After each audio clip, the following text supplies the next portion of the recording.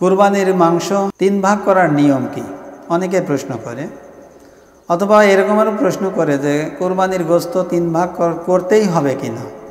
যে আল্লাহ রসুল সাল্লাল্লাহু আলাইহি ওয়াসাল্লামের হাদিস থেকে এবং আল্লাহ রাব্বুল আলামিন তার পবিত্র কালামে পাকে তিনি ঘোষণা করেছেন যে যখন তোমরা পশু কুরবানি করবে, এই পশুর গোশত তোমরা নিজেরা একটা অংশ খাবে, তোমার গরিব মিসকিন প্রতিবেশীদেরকে একটা অংশ দেবে এবং তোমার আত্মীয় স্বজনকে একটা অংশ দেবে। তাহলে আল্লাহ রাব্বুল আলামিনের এই বিধান অনুযায়ী বোঝা যাচ্ছে যে সাধারণত কোরবানির পশুর যে গোশত, এই গোশতটা 3 ভাগের নির্দেশনা আল্লাহ তাআলার পক্ষ থেকে আসছে, কিন্তু এটা বাধ্যতামূলক না।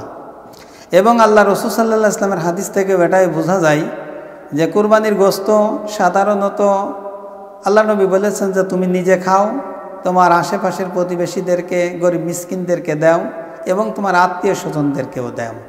এই হাদিস থেকেও বোঝা যায় যে কুরবানির গোশত 3 ব্যক্তিকে প্রদান করা যাবে: নিজে খাওয়া, প্রতিবেশী যারা আছে, গরিব মিসকিন যারা কুরবানি দেওয়ার সামর্থ্য রাখে না তাদেরকে দেওয়া এবং আত্মীয় স্বজনকে দেওয়া।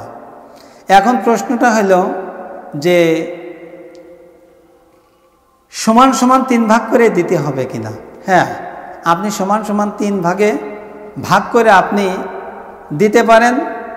আবার যদি মনে করেন যে আমি বেশি অংশ রাখবো আর অল্প অল্প অংশ দেব, সেটাও আপনি দিতে পারেন। আবার যদি মনে করেন যে আমি 2 ভাগ করব, 1 ভাগ নিজের জন্য আর 1 ভাগ আমি গরিব মিসকিন অথবা আত্মীয় স্বজনকে দেবো, আপনি সেটাও দিতে পারেন। আবার যদি মনে করেন যে না, আমি লোক সংখ্যা কম, আমি অল্প কিছু গোশত রাখি আর সব গোশতই আমি বন্টন করে দিই, সেটাও আপনি দিতে পারেন। সম্পূর্ণ আপনার এখতিয়ার রয়েছে।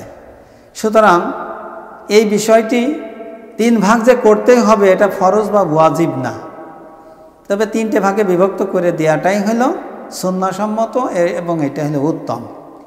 এখন সম্পূর্ণ আপনার ব্যক্তিগত এখতিয়ার যে আপনি কি করবেন। তাই আসুন আমরা সংক্ষেপে যে কথাগুলো শুনলাম এরই আলোকে কোরবানির গোশত আমরা যতদূর সম্ভব আমরা আশেপাশে যে সকল গরিব মিসকিন প্রতিবেশী আছে অবশ্যই আমরা তাদেরকে দেব, এবং গরিব মিসকিন আত্মীয় স্বজন যদি থাকে তাদেরকেও দেব।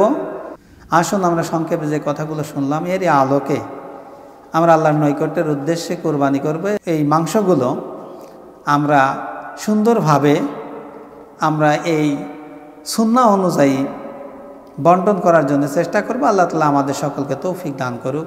আসসালামু আলাইকুম ওয়া রাহমাতুল্লাহি ওয়া বারাকাতুহু।